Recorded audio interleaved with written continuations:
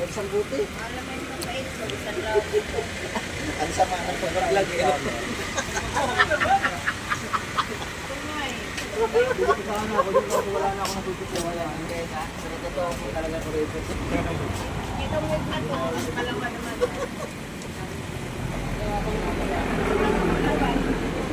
May harap na maliglig.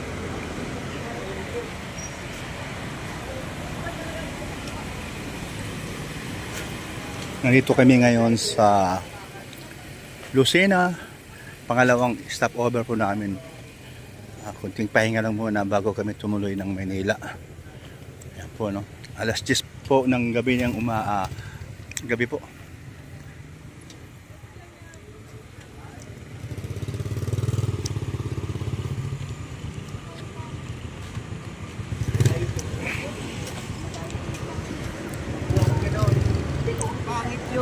Nay, matanong lang po kita. First time sa Hong Kong? Ano pa pakiramdam? Masaya po na nanenervyos. About airplane. First time?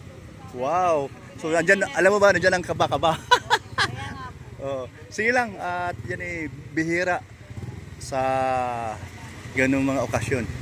So basta panalangin, mag-pray. Ano mangyari man sa biyahe na maging maayos. Yung mga kalingap, ito po yung mama ni Krista. Ang yung asawa mo na si Jonel, believe ako doon. Magaling sa karpintero, sa mason, lahat. Pulido gumawa. Mahusay. At bukod doon sa magaling sa mag-company, marunong din makisama.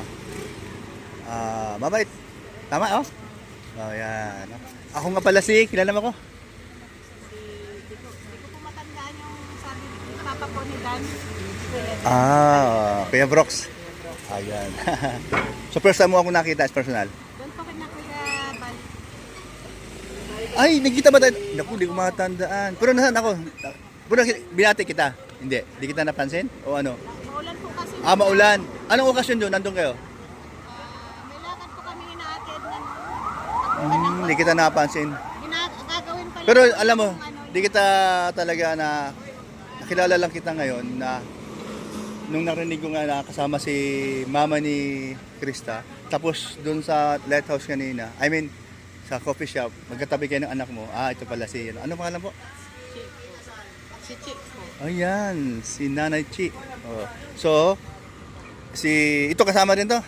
Si Maria. Kuya Bruce. Siyempre naman, natanong baga, ay first time? To Hong Kong? Aeroplano? Ano dapat gawin pag first time? Manginginig, kinakabahan. Nagtakasakay ka na Kuya Bruce? Nang Ng aeroplano? maraming beses na galing Davao papunta rito. Pero sa abroad hindi pa. Talaga? Nakakakaba? Ay, syempre. Kasi nung- Manginginig yung parang naramdaman mo yun kasi siyempre, ito unang sakay ko nasa gitna ng eroplano. Pero ando yung kaba, nanginig. Ano mo Pangalawang pwesto? sa ticket yun eh. Hindi. Kung saan ka nakaupo doon. Ngayon, nung ako naman nakaupo doon sa pinakalikod ba, doon sa buntot, papuntang Davao, galing Maynila. Isip na nadaan mo yung kapal na, yung ulap. Gumano, no? May lubak din. Parang daw lumak po yun. May lubak, parang lubak baga. Pag dumaan daw po. Ang puwit ko ay. Akala ko tuloy-tuloy na yung aeroplano, bubulosok. Ay, grabe. Pero yung hindi nawawalang panalangin, na ligtas mo kami, gano'n, ayos, yung piloto o yung sitwasyon baga, talagang nandun yung kaba, first time, gano'n talaga. Itanong mo kay Dan, si Dan first time yung makapunta ng Hong Kong. Ay, ngayon? Oo. Ay, siya? Kaya andun, kasama ba yun? Si Dan. Parang pare-pares kami magdadasal mo. Kahit naman mga sanay na, nagdadahal pa rin yun, hindi man nawawala yun. Kanina nagdasal na kami sa bahay. Oo. Malayo pag Siyempre si Lord namang may hawak sa buhay natin, di ba? Okay. Doon nga, Kuya Brooke, sa Skyranch, yung Tagaytay kami, di ba? Mm. Kami ang kaba namin nila tata, nila mambuhay, lalo pa pag aeroplano. Siyempre, mas malupit ng eroplano kasi yun eh, isang pag ano, isang biyahe, pero mahabang oras. Diba? 2 hours daw. Ay, 2 hours. Uy, mahaba. Ano ka? Mahaba din yan. May Davao nga. May Davao nga. Isang oras mahigit din eh. Parang ang tagal-tagal yun ni ganung oras. Yung pa kaya. Pero di kayo makatulog niyan kasi titinan yung baba. Kung sakali man nandun ka sa tabing bintana. Di kayo makatulog masyado. Nakikiramdam kayo sa mga paligid-paligid sa loob ng eroplano.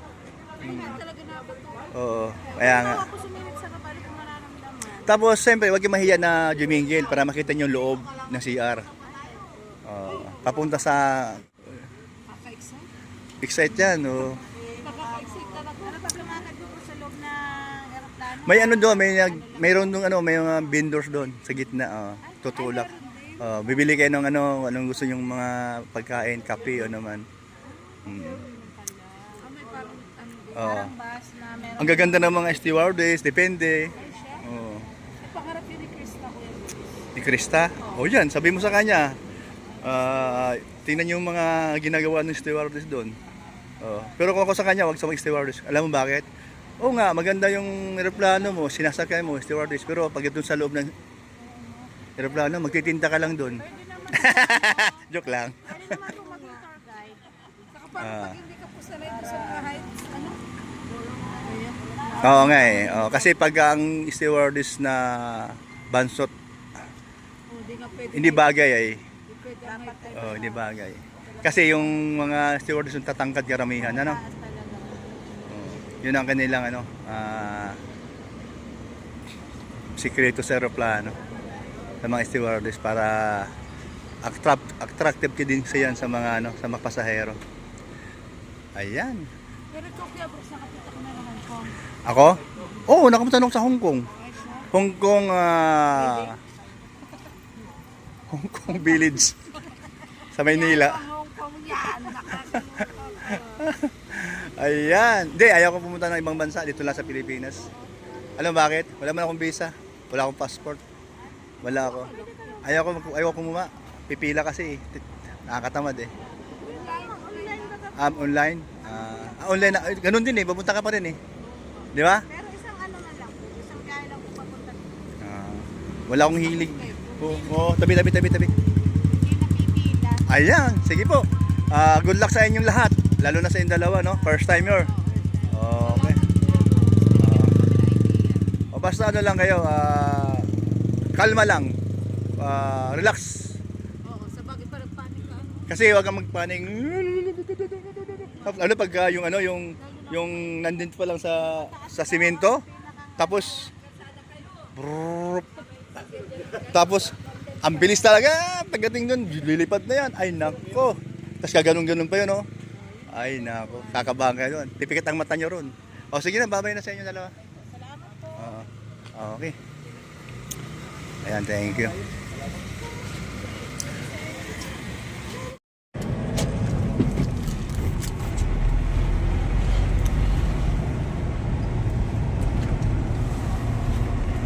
Na kami guys sa isang good sa amin. Tao. Hirap mo tao ito gabi-gabi naglalaan. Gabi ng tao dito.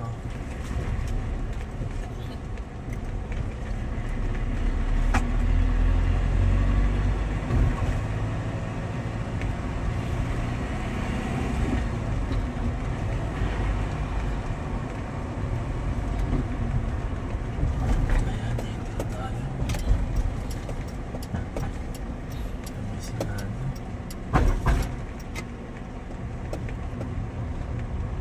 Saan sila? Diyan yung ga. Ayun dati na, ano yun natin? Sa baba. Ayan pa rin. Baba na Sa dati. sa Dito na kami sa Newport. Garayan na.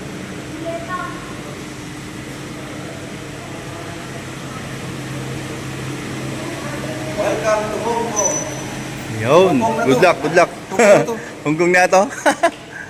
Ayan po, dito kami sa airport. Ayan.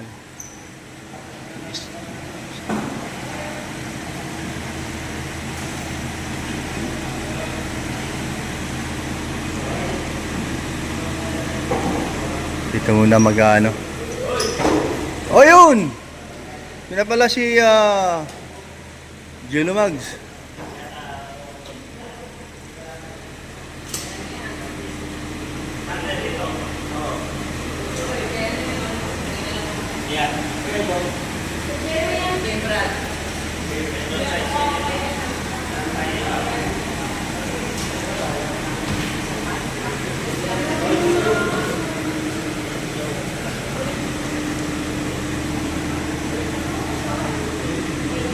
Sama ka sa Hong Kong?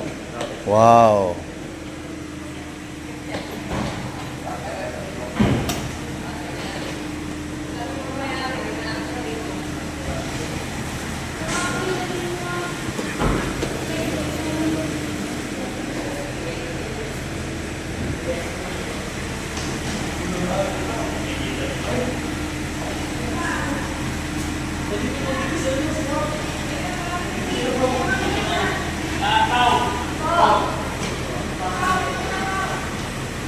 Ay, ma! Sa akin ito yung mga sticker.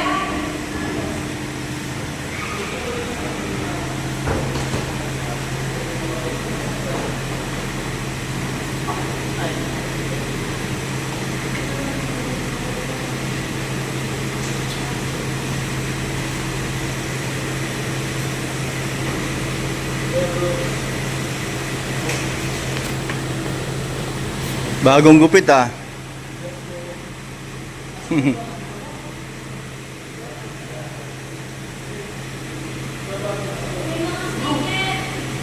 Nandun pa sila eh.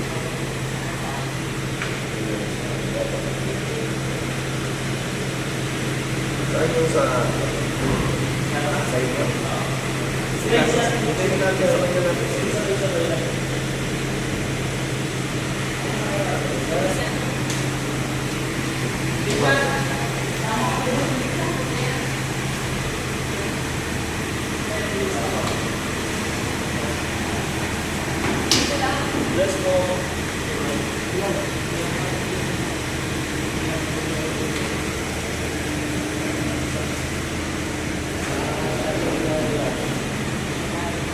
Ito yata, yan. Ito yata kaya ano yata ito.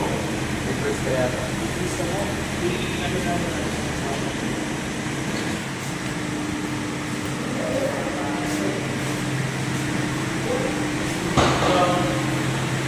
Bro.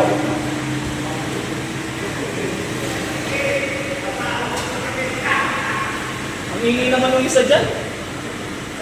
Napakabagal naman. Kanina pa siya nakaparada. Sumusal din sa wala. Hindi ako believe dyan. Ang layo ng parking ay. Ay, layo. Bunga nga lang yung kay-Reggie. Waya. Waya nga ni.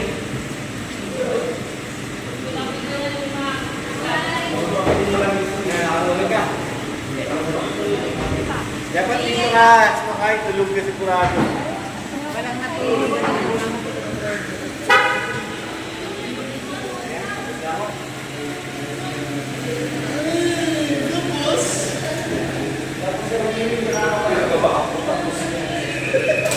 Ay, salamat ko sa ano.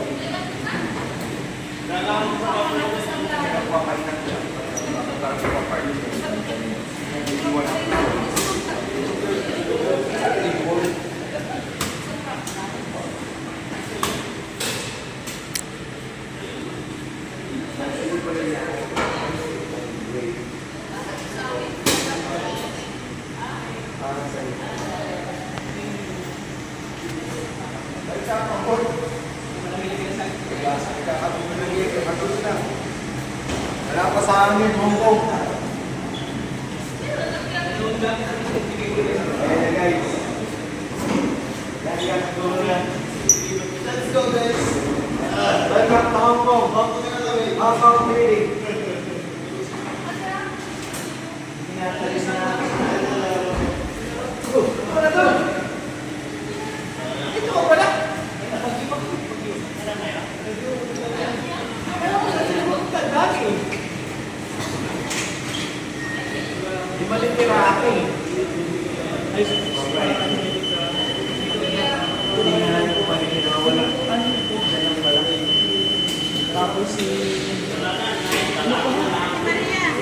Ligaya.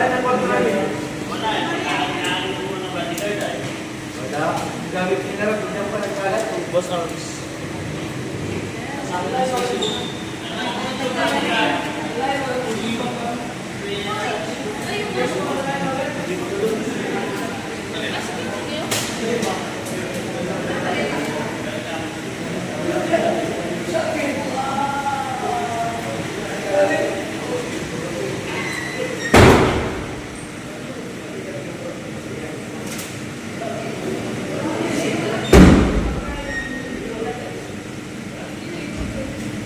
Uy, Tito!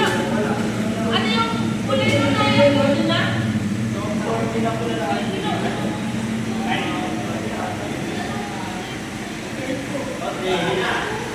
Dalawang balik na pala.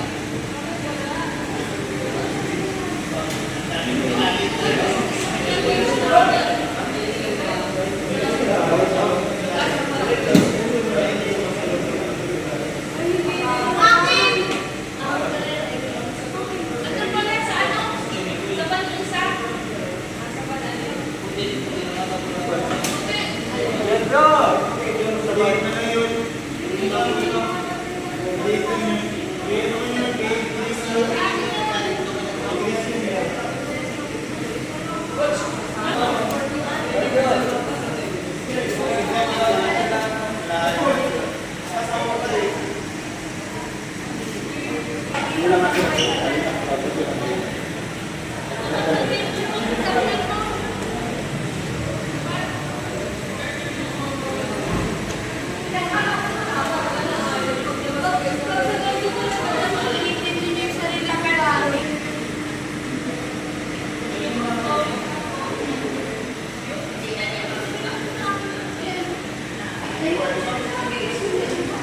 Ang init ang ugali ko lang yan.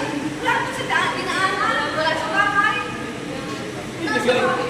Kasi kung nga nila nililipas mo, nilaiwan. Naiwan yung ibang bagahe. Gamit ni Kuya Bal. Tawagan niyo yun. Nasa lighthouse pa ata, naiwan doon.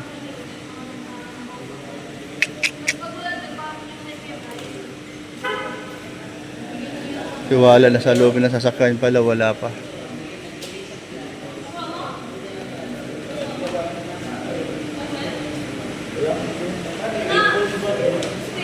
Matawagan nyo. Ba't hindi sila kinimarti yan?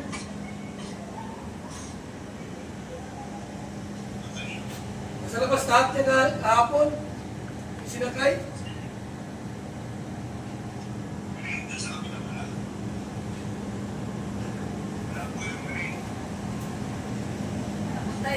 Sa kwarto ko.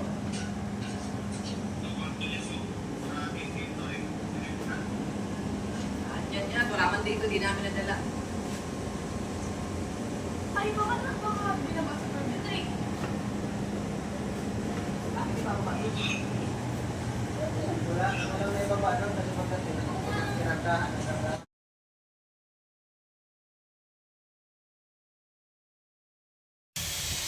Ayan po mga kalingap. Sa nangyari po naiwan ang bagahe ni Kuya Val at ni Ate Edna. Yung dalawang malita sa dait, sa lighthouse. Hindi na po napapansin baga. Wala po namang sinisi kung sino po ang may kasalanan. Kumbaga, ayun, reserve na po yun para sa amin. So, at ayun, sana sa sunod din na maulit yun. May double check na po tayo. So yun nga lang, mga gamit ni Kuya Bal, siyempre, mga toothbrush, mga gamit sa katawan, at mga kung ano pa yung mga damit na kailangan niya na isuot papuntang Hong Kong. So, ayan, wala po at namili lang po kami sa SM MOA para may masuot po siya. Yan, thank you po. Salamat po sa inyong babay po.